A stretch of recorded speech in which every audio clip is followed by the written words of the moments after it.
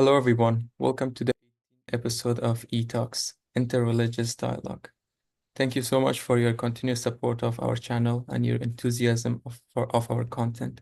Hopefully, we will be able to invite quality scholars and experts in our future channels. And today we have Professor Gabriel Sage Reynolds from the University of Notre Dame. He is a professor of theology in the Department of Theology, person that I respect a lot for what he does. Thank you very much, Professor Gabriel, for being here. And by the way, I am Saeed Hamidullah I recently graduated from UC Berkeley. I'm joining from California. And Professor Gabriel is joining us from Alabama, if I'm not mistaken, right? That's right. Yes. All right. Yes. So, Professor, you can start introducing yourself. I would really love to know more about your personal life, where you grew up, your parents, your ethnicity, and your hobbies, what you love to do in your free time, and also your professional work. Great. Yeah. Thank you so much, Hamid. I mean, I'm really happy Mhm. that we were able to connect with each other Yeah. at Notre Dame, and which is, an unusual context, right? So Mhm. you're at a Catholic university with a Catholic professor who Mhm. works in Islamic studies. So it's like all of these intersections and encounters, Mhm. and you were always very gracious. Put up with me and my Mhm. perspective on things. So thank you for that. Thank you for You're your, welcome. Thank in you for Islamic being tradition, here. there's this Mhm. virtue of hilm, Mhm. sort of like forbearance, patience, kindness, and you Mhm. demonstrated that. So, Thank you. yeah, my story is not super interesting. My life story. I grew up in the suburbs in Connecticut, a town called West Hartford. Mhm. My kind of like background to my family, especially my mother's side, it's a little more interesting. So the Said was the name of my grandfather. So my mother's side, my family was Syrian American, so Arab American, but origins in Syria. Mhm. So I mean, really from the Damascus area, actually, I could go further back. There's a whole story, which actually might come in because my family fled to Syria from what is now Lebanon because of violence between Muslims and Christians. Mhm. So there's that kind of in the distant background. But I grew up in the suburbs, went to public Mhm. school my whole life. Wasn't very religious, wasn't very interested in religion, listening to music, riding bikes around, hanging out, causing trouble. Mhm. So I mean, at the same time, I was a little bit of a nerd. I like to read. I read a lot of novels, a lot, a lot, a lot. It was so much easier to read back then, Hamid, because Mhm. we didn't have, I mean, any internet, let alone smartphones. Mhm. So just Yeah. read, read, read. I mean, stuff that was probably I probably didn't understand it, way too advanced for my young age, like Tolstoy and Dostoevsky and like all this stuff. Mhm. And yeah, I was kind of a nerd. So, went on, did okay in school, went on to, everyone, even though my family kind of is Catholic, I mean, it's kind of mixed and everything, but never went to Catholic school, public school, then went to school at Columbia, New York City as an Mhm. undergrad, and then to Yale back in Connecticut for PhD. I became interested in Islamic studies. You might want to ask more about this, but like Yeah. the Yeah. really broad term presentation is I became interested in Islamic studies when I started traveling to the Middle East. So I traveled in 1994, I think, or 93, I can't remember, for the first time to Jordan and Syria. And what Uh, was the reason for those travels? I was just learning Arabic, trying to learn Arabic because Okay. I didn't have any Arabic growing up. Even my mother doesn't Okay. speak Arabic. She was born in Boston. It was her Okay. father who spoke Arabic. It was Saeed. So that's something that I my see. grandfather and you and I all have in common, the name Yeah. Saeed. And these trips, they were during your undergrad or before Yep. PhD?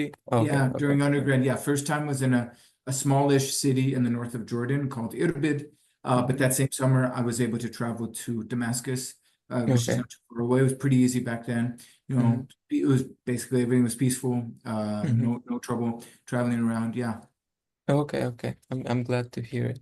And and then when you went to grad school, you focused on Islamic studies at Yale University.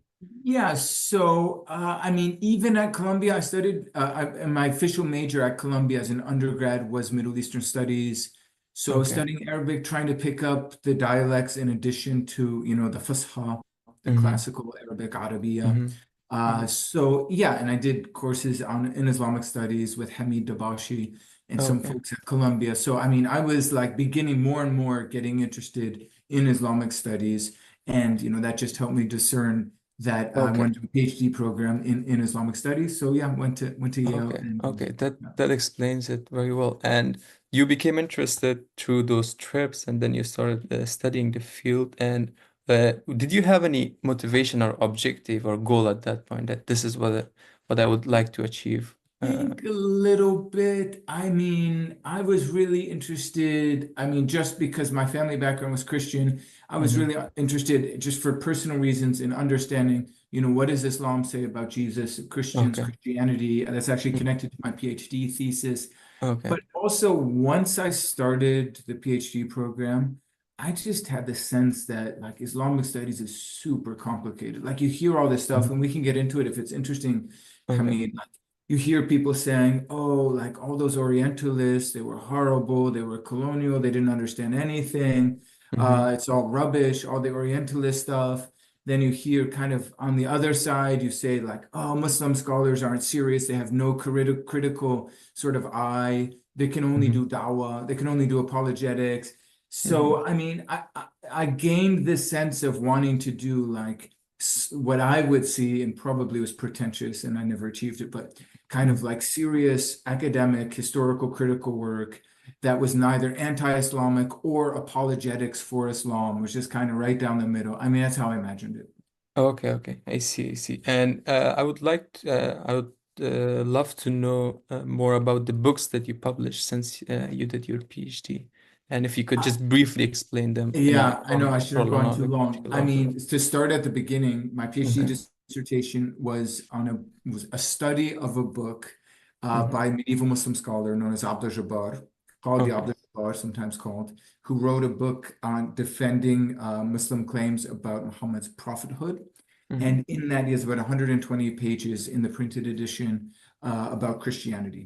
So I wrote a Okay. study of that, like how did he learn about Christianity, or his understandings of Christianity. So that was Hmm. my dissertation and my first book. Hmm. Uh, was published, I don't know, I can't remember, 2002, no, later than that, whenever, somewhere around that, Okay. 2004 or Okay. 5. And then as soon as I got a job, I became really interested in Quranic studies specifically. Hmm. And, more or less all of the books since then have been in one way or another about the Quran, especially the Quran and the Bible. Okay, okay. Yeah. Actually, that book helped me write an article that I was supposed to write. It was about the Surah Yusuf, and I Oh, got some okay, good. information from your book. Good. And we talked about okay, the intro, and then I recently watched a video of you on the University of Notre Dame website, and you're describing your current book, which is. But before that, I would like to ask another question. When I was auditing your class, you had a trip to Europe, right? And Yes, to Vatican, if I'm not mistaken. yes. And the graduate instructor told us that you're working on a project. Would you like to share that to us, or is it too Okay, early for so that? I mean, there are different things going on, but the trip to Rome is because I serve on a committee of the Vatican called the Dicastery for Interreligious Relations with Muslims. So it's Okay. sort of like, the Catholic scholars who work in Islamic studies, who engage in dialogue and relations with Muslims generally. Hmm. So I mean, we haven't, kind of changed the world. We just kind of meet, talk about dialogue, organize events of dialogue Hmm. with Muslim friends. So that's that. Okay. And then we can speak more about that if that's interesting at some point. But Okay. then my current sort of academic book project is a book called Christianity and the Quran, Hmm. which makes the case that Christianity was really, really prominent and important at Hmm. the time of the Prophet Muhammad's mission. Hmm. And so yeah, so that's finished. I sent it off to the press, and will be published. Who knows when? Maybe in a year or so. Okay, okay. Yeah, I'm glad that you mentioned it because I was curious about that too. I saw it in the video that you said that there are two ways that we can, for example, study the interreligious dialogues, or two ways that religions can have that, Right. or two approaches. One is Yes. to, for example, find a common ground, and Yes. the other one is to uh, to better understand each other and ultimately Yes. better understand ourselves. And you're more interested in the second In part, the is it? second one, Yeah, exactly. and I would like Right. to know, is it like you see that there's more impact on the second approach, more useful impact that you're interested in, or is there anything else that Yeah, I have make lots of this? thoughts on this. So just Mhm. cut me off, Hamid, if I go Okay. if I go too Okay, long. sure. But I mean, so I mean, another way of putting that dilemma Hmm. is the goal of interreligious dialogue or relations to agree, or Hmm. is it to disagree well? Okay. So I'm in the team that says the goal is to disagree well. Hmm. I think actually the notion that somehow you should agree, Hmm. I mean, is well-meaning, but in a sense, it's illogical or nonsensical because the whole point of a religion Hmm. is that it's a response to God's revelation, right? Okay. And what, for example, Islam says about God's revelation and what Christianity says is just different. Hmm. Muslims, Quran and Sunnah, Christians have their own thing going on. So yeah, and so I think actually that idea, like let's all get together and agree, is a probably a very Enlightenment Western project, Okay. maybe even like post-Enlightenment project, which is really secular, that actually wants to kind of dispense with religions and Hmm. just have a kind of deism. I don't know if that's interesting. I speak more about that. So yeah, I'm for disagreeing well. I see. I see. That makes it very clear. And another question on top of that. I remember you invited, I think, Professor Mirza from Ansari Institute Yeah, in one Mohan of the Mirza. Yeah, sessions. Yeah, yeah, yeah. And he talked and he gave a good introduction of Sunnah and Hadith yeah, during that class. And yeah. at the end, Great he guy. said something very impactful that actually I think everyone really loved what he said, the message. And he said that like if Muslims and Christians we unite, that means half of the world population unites, and that can have so much impact.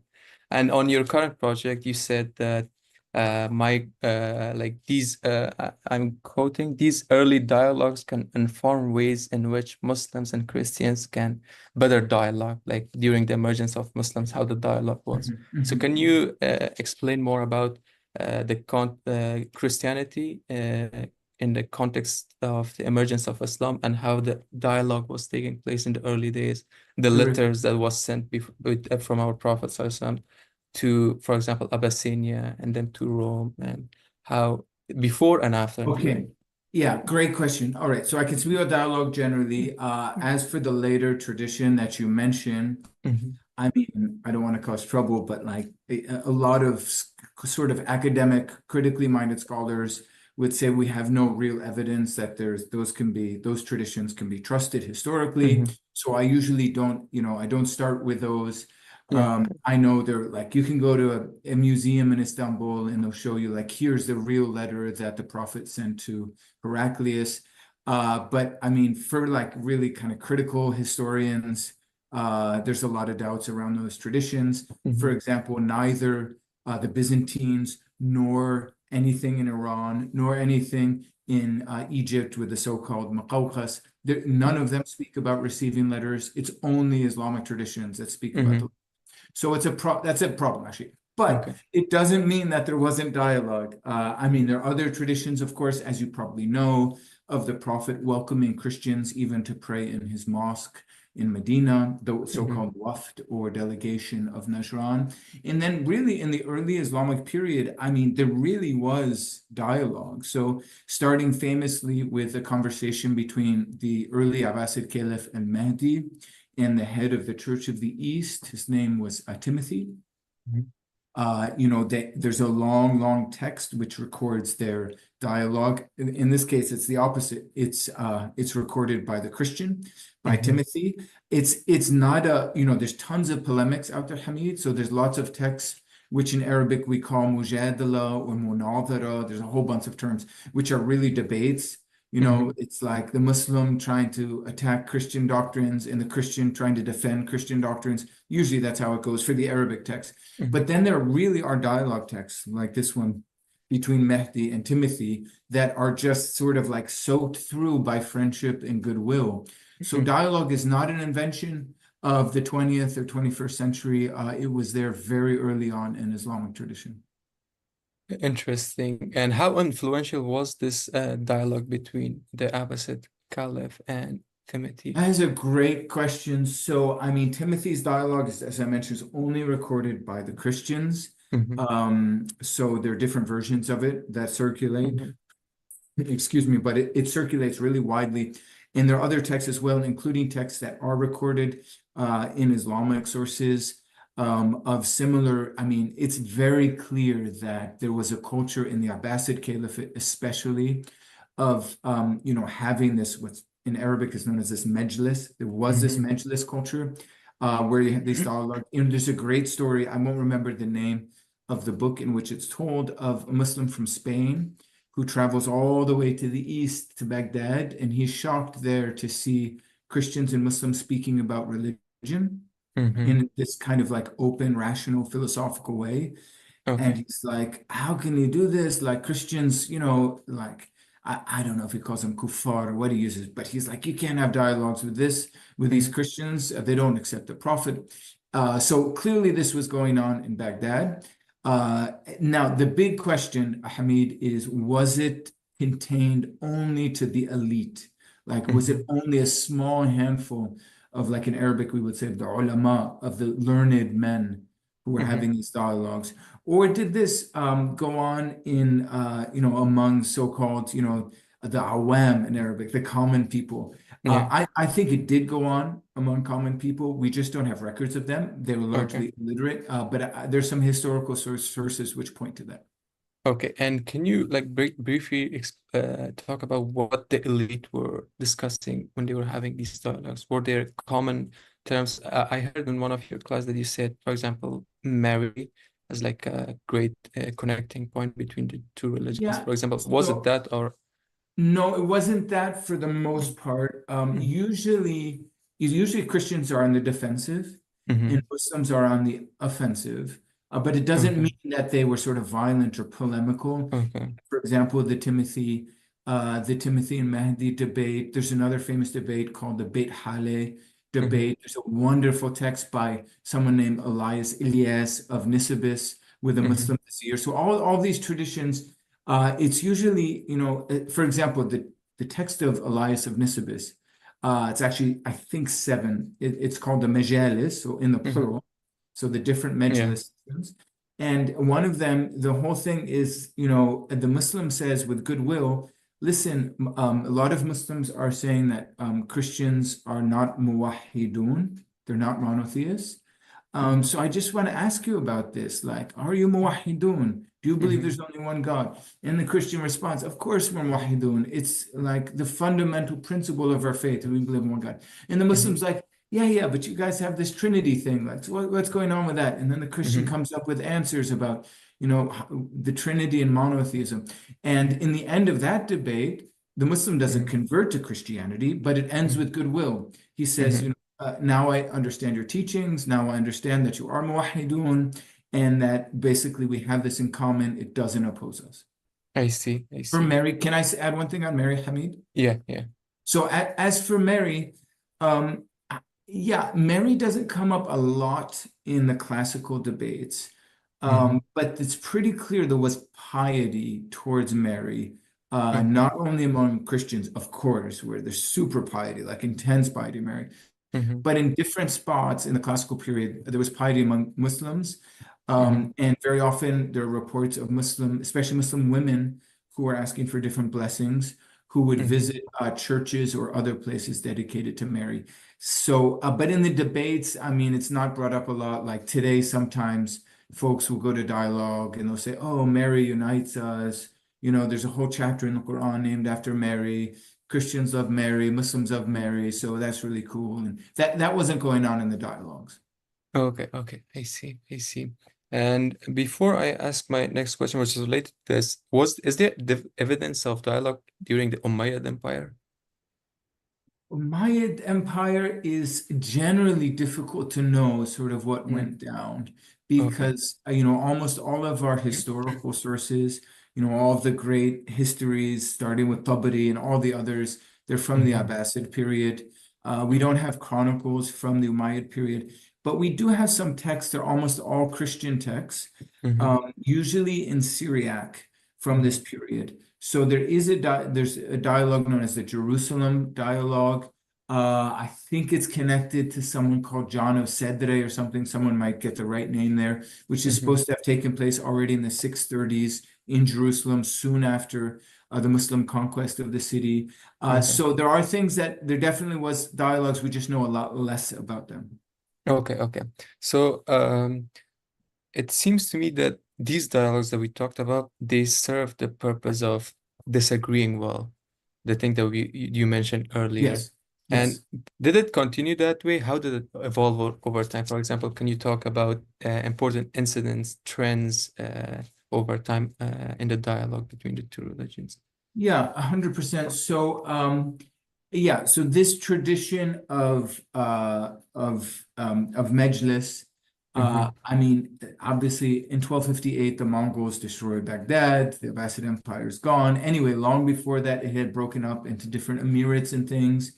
But you continue to have these traditions. I mean, for example, there's a famous story of Thomas Aquinas, who's probably the greatest medieval Christian theologian. Mm-hmm. He had a letter from a priest in Syria who wrote to him, and he's like, hey brother, like I had a conversation with a Muslim. He asked me these questions. Can you help me answer the questions? So Mm-hmm. obviously, this continued. I mean, there is a dramatic change in the nature of dialogue and debate that takes place in the modern period. Mm-hmm. I mean, we could speak about that, but basically, two things that change. One is the Enlightenment and historical critical scholarship. And then the other is increasingly you have Christians sending missionaries from the West, from Europe and the US to the Islamic world.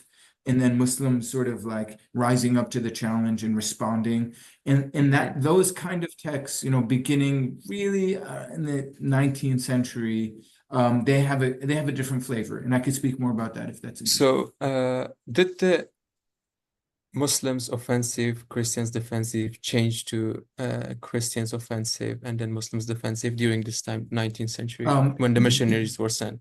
yes and no. So yes, in that definitely Christians attack Islamic both beliefs and practices, and they develop certain traditional lines Mhm. of yeah, it usually has to do with sort of the life of Muhammad, the character of Muhammad, even his personal life, sometimes Islamic beliefs around, for example, heaven, the role of women. So they develop these, they tend to be different, less theological, more about questions of ethics and Sharia when Mhm. Christians are on the attack. And we could speak more about that. But Muslims, it's not like they stop criticizing the Mhm. belief in the divinity of Jesus, criticizing or attacking the Bible and its integrity, or the Christian belief in the Trinity. So, I mean, Muslims are still doing that as well. So, yeah, kind of both are going on at the same time.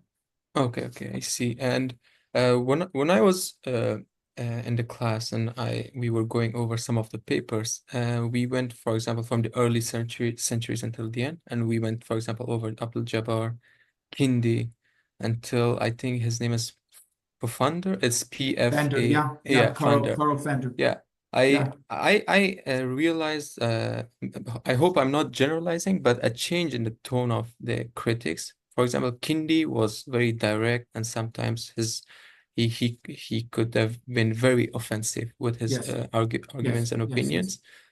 Personally, I think that might not help disagree well, like those types of yes, texts. But when we go to Funder, his approach is very different. For example, he quotes from Hazrat Ali radiallahu anhu. And as when you're a Muslim and you're reading this, you like it, and he prepares you for his argument. Okay, yes, this we agree on this, we agree on this. Like you think this, and we also believe that. But here's what I want. Here's my opinion, and here's why I right, think my right, opinion is right, correct. And I saw similarity between that and like early letters that we believe that Prophet Muhammad SAW sent to, for example, Abyssinia, where he talks about, for example, Christianity first and talks about the common terms, and then invites the Abyssinian leader.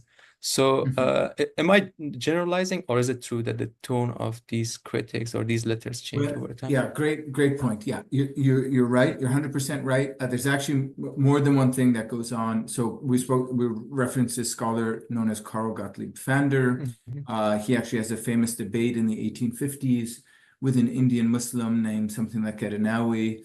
I could mhm, speak more about that if it's interesting. But there's more than one thing that's going on in the 19th century, because before the 19th century, you have the Enlightenment and you have all sorts of figures in Europe who, in one way or another, are sort of breaking away from Christianity. mhm, So you have figures like Ernest Renan, Voltaire, Chateaubriand, Edward Gibbon among the Brits. So all of mhm, these folks are going, and they're sort of generally hostile to Christian tradition, mhm, and in some of them look to Islam in a very positive way.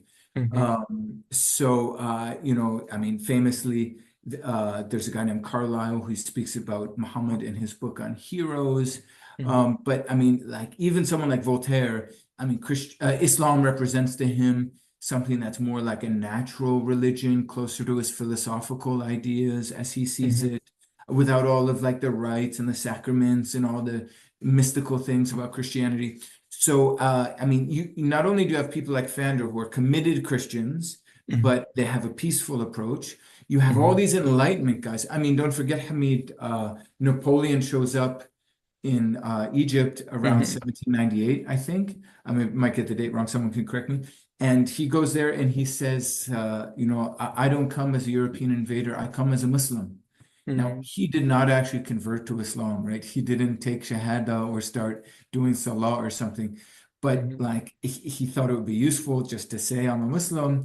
I mean, Napoleon was sort of like a scoundrel generally, so he didn't have great principles for these things. mhm, But I mean, it just an earlier Christian from Europe to even say that you're a Muslim would be inconceivable.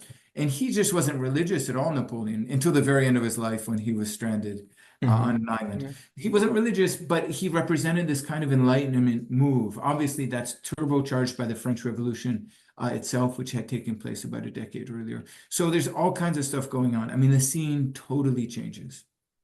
I see, I see. I have, I think, many questions from this period. So there's the Enlightenment, and there's the, for example, the Christian scholars and then missionaries who go Yes, to other countries. And then there's also, you said, people who move away or distance themselves from religion and Christianity. yes. So just to make sure, the first group is like showing more appreciation or closeness with Islam, or is it the second group who moves away from Christianity? It's mostly the second group, but Okay. the first group, they're very thoughtful about how they Mhm. evangelize. Okay. So people like Fander, people like the American, also Protestant like Fander, Samuel Zwemer, there are Hmm. others too. Hmm. They're all very thoughtful. Okay. And they have missionary conferences. Famously, there's one in Lucknow, India, Hmm. missionary conferences where they get together, and the vibe or the tone basically, Hamid, is a bit like you were saying, like, listen, Christians for centuries have attacked Islam, attacked Muhammad, attacked the Quran. It Hmm. hasn't been very successful, just gets people angry, it doesn't win hearts and minds. So let's be very like, let's show charity, love, respect, kindness, all these sorts of things. And then in that way we can still speak about our love for Jesus, our love for the Bible, and those sorts of things, but in a different way. So, yeah, like deep down, they still want to evangelize. They're just doing it in a different way. Okay, okay, I see. So one thing that came to my mind is so one of the first things I asked you was that you said the goal of interreligious dialogue should be, in your opinion, to let me quote again, to in a way disagree well, right? Yes, to disagree well. To know ourselves, to know each other well, and ultimately know ourselves better, instead Mhm. of having a common term. But it seems to me like that like having reaching to that common term can be an important means of achieving the second one. Because without talking about those common terms, isn't it gonna be difficult to achieve the objective that you're looking for to this I review think book? I disagree a little bit, Hamid. Mm-hmm. I even doubt that there's can you really reach uniformity or total agreement? Mm-hmm. For example, like the Christian and Islamic teaching on God, Mm-hmm. there's a lot that's in common, right? And my tradition, the Catholic tradition, says clearly that we believe in the same God as Muslims. Okay. So yes, that's true. But when you actually describe God's attributes, qualities, they're just not the same because Mm-hmm. Muslims understand God above all from Quran and Sunnah. And Mm-hmm. Christians, Catholics understand God above all from scripture and tradition, Mm-hmm. basically church teaching.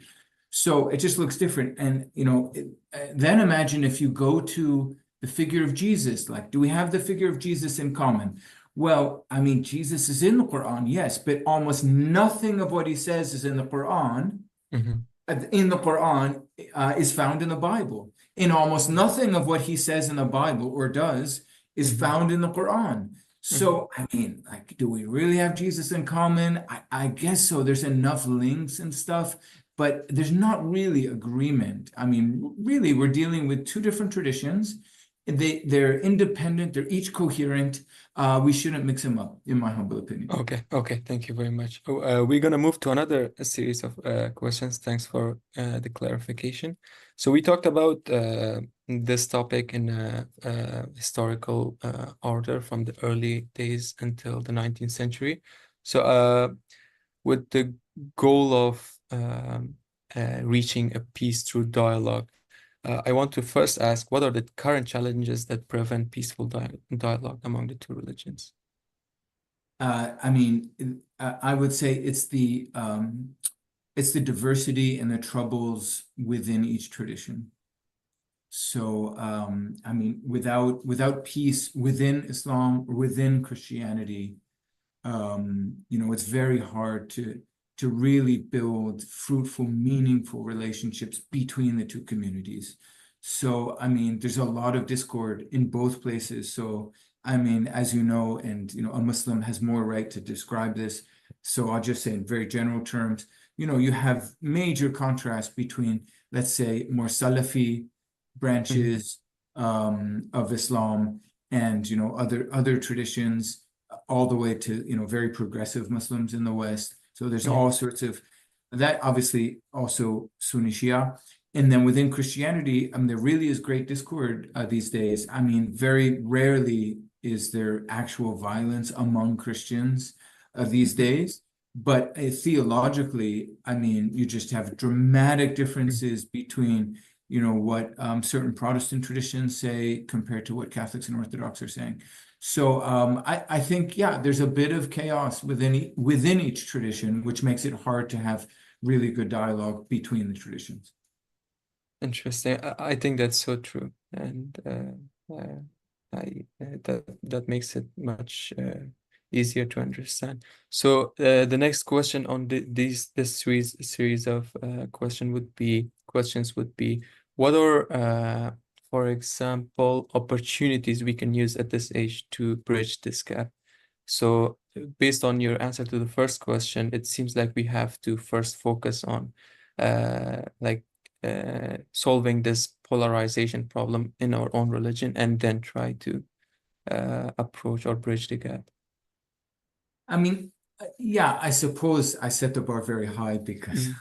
Mhm. so difficult because the problems within the traditions Mhm. have also to do with society and politics and all Mhm. sorts of things, culture, right?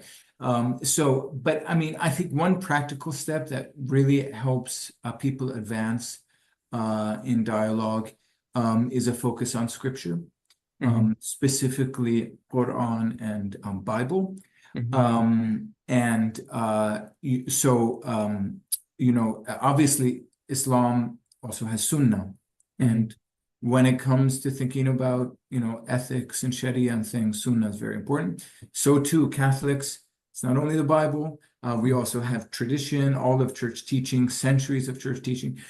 But nevertheless, in a very practical way, when you sit down and read scripture and read the other scripture, and just for the sake of dialogue, Mm-hmm. Set aside any prejudices you have.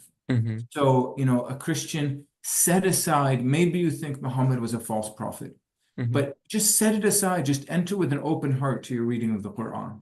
So Mm-hmm. too with a Muslim.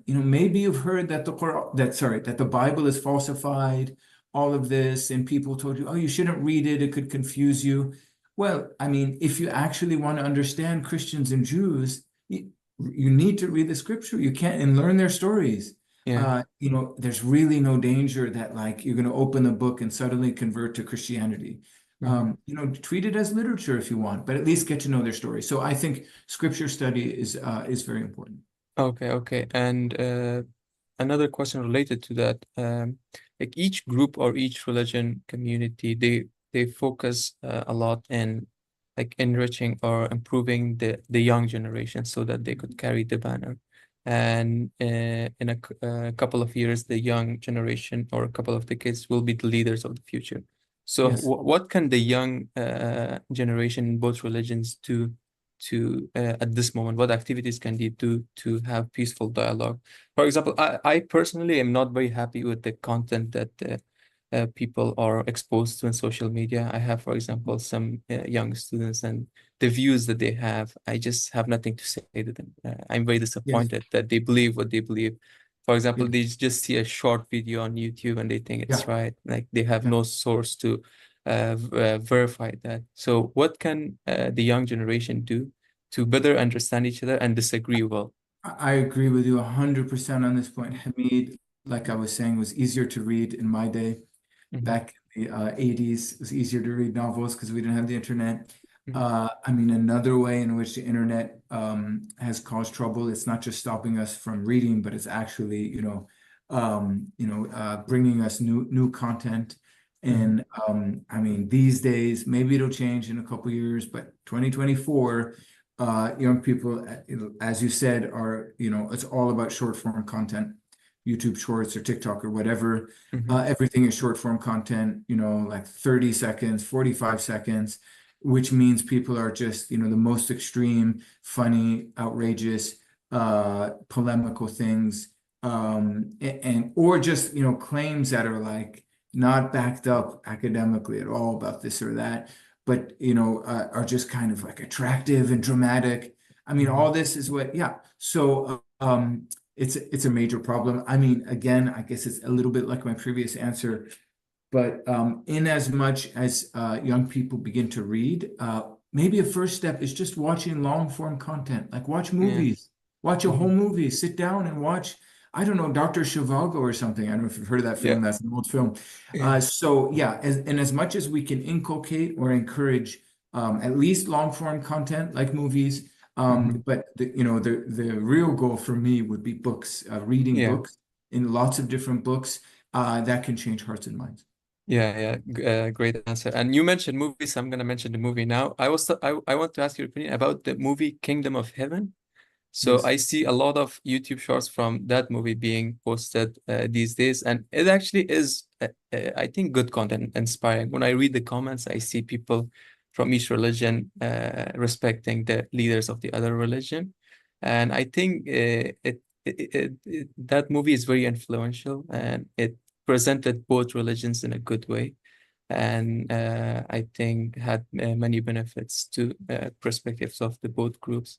Have you seen it? What are your thoughts on it? Yes, yes, I did see Hmm. it. Okay. Yes, Yeah. happily I've seen it.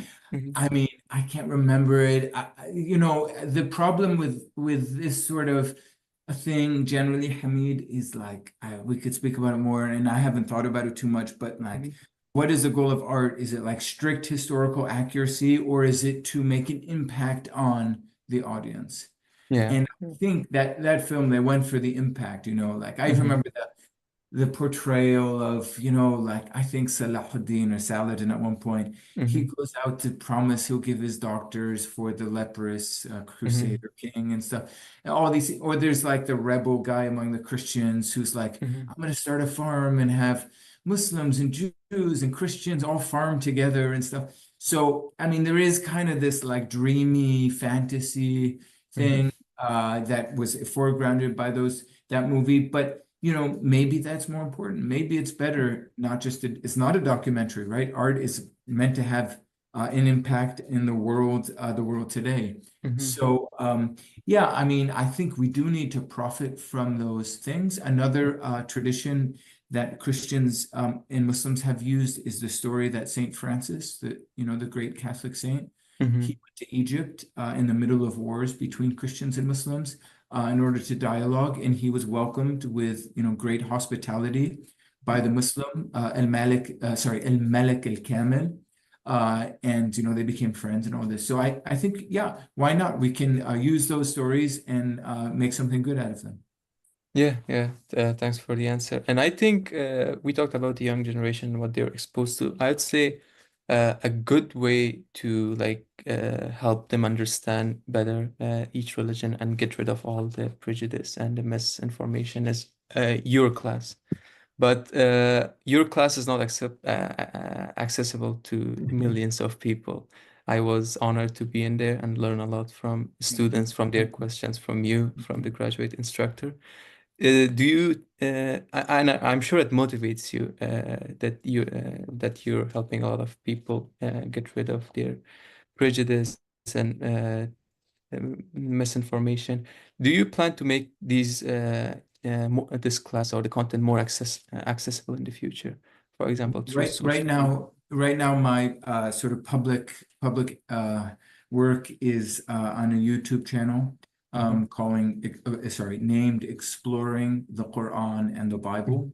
Hmm. So, a lot of the stuff from the class, I mean, in as much as it concerns the Quran and the Bible, is Hmm. on that YouTube channel, Exploring the Quran and the Bible. So that would be the place.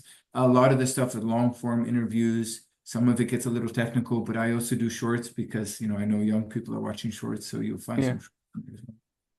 I see. I see. Yeah, I'm glad to hear it. And I will move on to the final question. And then I'll show you the art Yeah.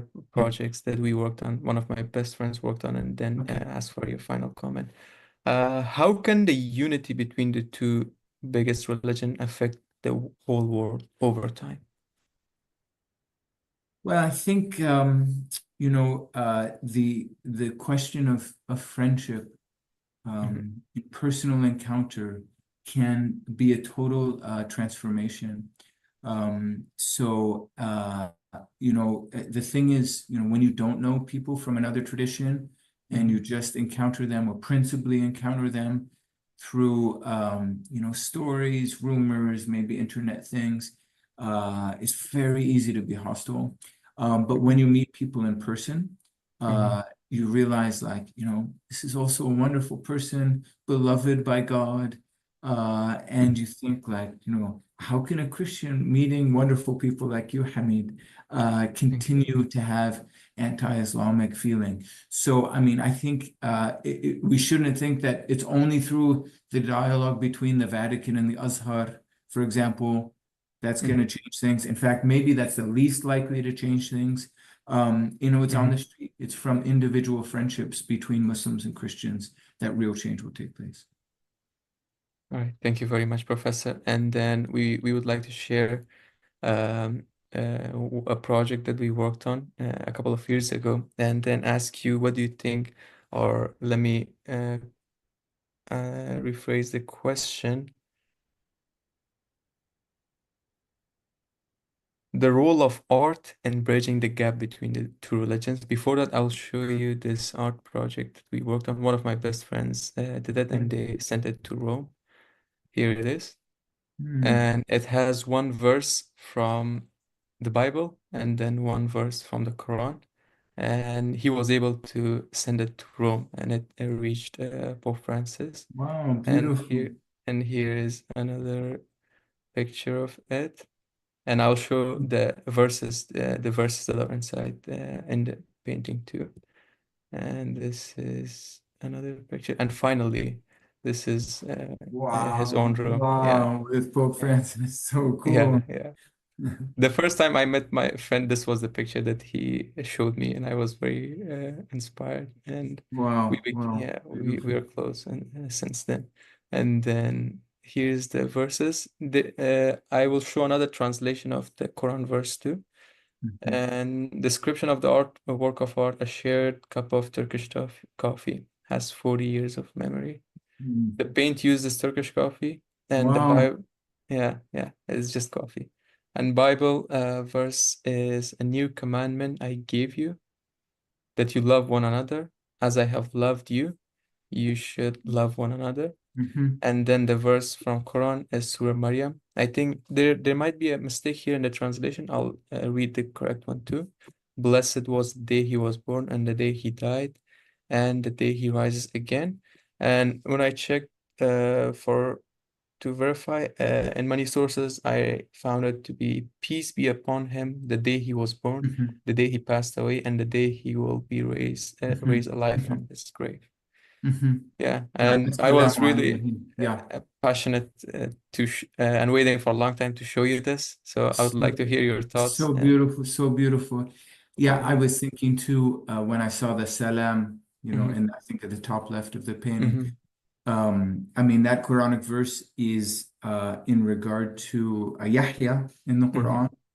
Hmm. So John the Baptist of Christian tradition. Hmm. سلام عليه يوم Hmm. ولد يوم يموت ويوم يبعث حيا, something like that. Hmm. Yeah, very beautiful. And also the Quran speaks of what would the blessed in the garden or paradise hear? They'll hear the word salam, salam. They'll hear peace, peace. So the goal is peace. Hmm. Also in Christian tradition, in the Gospel of Luke, when the angel Gabriel, my favorite angel, by the way, Hmm. comes and Hmm. gives what Christians know as the Bashara, or the Annunciation to the Blessed Virgin Mary. He says, "Peace be with you." In Arabic, so in the Hmm. Arabic Christian tradition, Assalamu alayki ya Maryam, peace be with you, Mary. So the Hmm. very first greetings of God's angel is peace. Yeah, it's very inspiring and beautiful. Thank you. Thanks for sharing that. It's really beautiful. And just final questions. Could you please share the name of three books that you read recently, or that are your favorites to our Okay, audience? absolutely. Thank you. So Hmm. one that I've been reading the Harry Potter series. So Okay, that's okay, one. All my I kids see. read it, and I'm finally reading it. I'm in book 4, which is a Goblet of Fire. Unfortunately, I Uh, watched the movies first, so I don't know if I will I enjoy them love or the not. books. I love them. They're great. And then, I mean, I'm also actually listening on Audible, but if you count this, to War and Peace, which I read as a kid, and when I was telling the books I used to read, but I have like 25 hours left out of Mhm. 50 hours or something. It's such a long book Can of, you Leo Tolstoy. say the name again? War and Peace by Oh, Leo War and Tolstoy. Peace. Yeah, I watched the show for that one too. It was really nice. War and Yeah. Peace. Hmm. Yeah, so yeah, terrific. I mean, just Hmm. incredible, incredible book. Hmm. It encompasses, religion and love and death and honor and ethnicity and religion as well. Hmm. And I mean, one recent book I read was For Whom the Bell Tolls that I really liked, Hmm. which is the story of the Spanish Civil War. Not very religious. It's more anti-religious actually because it celebrates the resistance, uh, Hmm. the resistance to the fascists in Spain. Okay. But very beautiful story of love between an American mercenary who goes to Spain, falls in love, and dies for spoiler alert, dies for a cause that he truly believes in. I see. I see. Thank you very much, Professor. Thanks for being here with us today. I really appreciate that you give us your time. And hopefully we can have you in our future episodes too. We can talk about more specific topics or It would be very nice. completely different topics or just one project or one book that you worked on. Once again, thank you very much. Good luck on your future projects. Thank you so much. It was an Uh, honor. uh, you're welcome. All right, we will end this episode here. Thanks for watching. Once again, we really appreciate your support and that you continuously watch our content. Please stay in touch. Leave us your comments and your feedback on each of the videos.